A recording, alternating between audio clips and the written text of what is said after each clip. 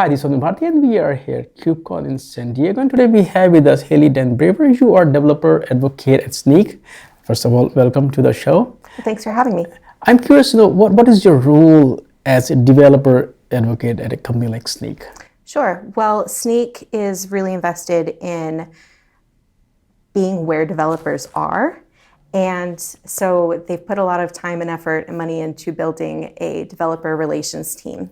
And that means that we have a team of people that go to events, meet people in person, write tutorials that developers will find relevant, and just anything where a developer or a developer community is doing something interesting in open source security. We kind of want some representation there. And so that is kind of the overarching goal of the team I'm on.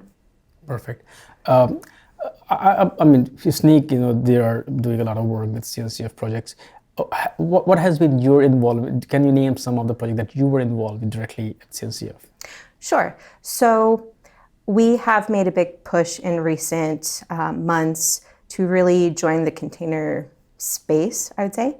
And there's been a number of efforts, but the main one that I've been working on is a Helm security report. And it's kind of interesting. Helm is an incubating project within that ecosystem. And they recently did a security audit themselves, and it looked at the security of the tool Helm, right? And so the report that I did is a slightly different area where we were looking at the security of the charts themselves. So these packages that you're getting through Helm, what security implications do they have? And these charts, they have images associated with them. And we built a plugin for Helm that can extract all that information and check it against our database, and then tell you what images you're using that may be compromised and how they're compromised. And you can make a more conscious choice as to whether to use the chart or whether there might be a good alternative. And then it just kind of gives some insight into the community. And maintainers can go, okay, maybe this image needs to be upgraded. Here's the health of the system at large, that kind of thing. And was it like an individual project or a team project by other CNCF members as well? That was an individual project within Snyk. It was a joint effort of our developer advocacy team, specifically me, and some of our biz dev folks who helped build the plugin and coordinate with the community and giving insights into what might be useful for them.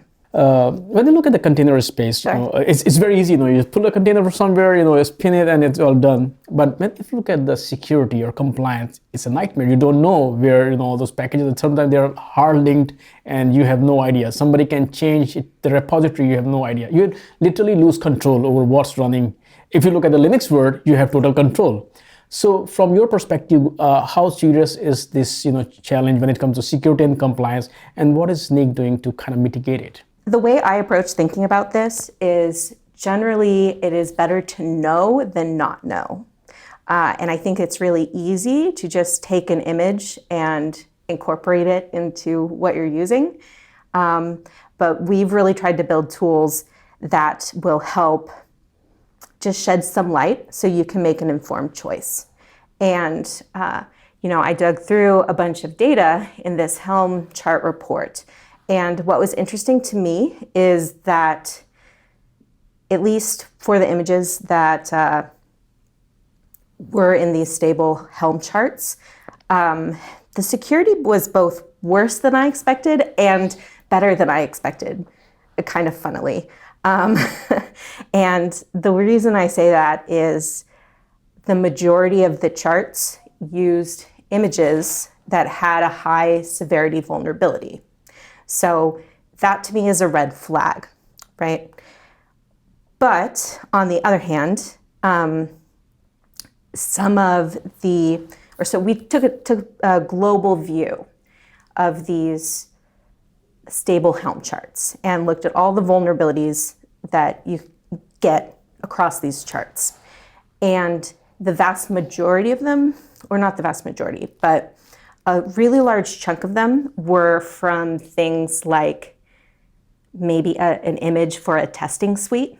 So like a big chunk of these vulnerabilities are in this library that it may not really surface any problems.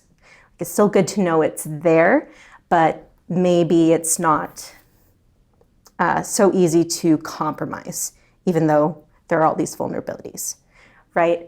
And then second, one of the images accounted for a bunch of vulnerabilities, but it was only used in one chart. And then you get the situation where one vulnerability is introduced multiple ways.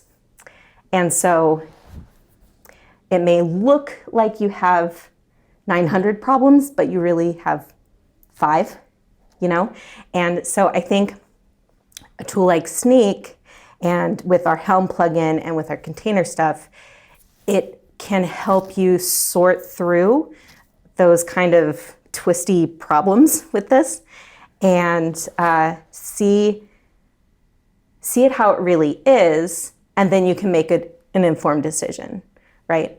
You don't want to use it blindly, you don't want to use an image blindly, but you do want to be able to leverage, those open source things that we love so much.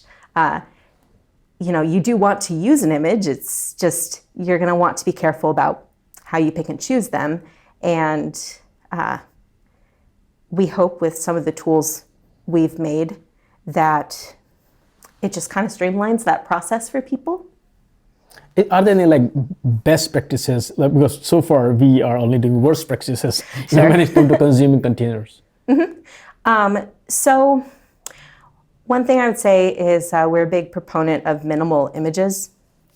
There's kind of a tendency to grab a little from here, a little from here, and maybe you don't need all of that. And maybe you're introducing problems that you don't have to. And other than that, I would say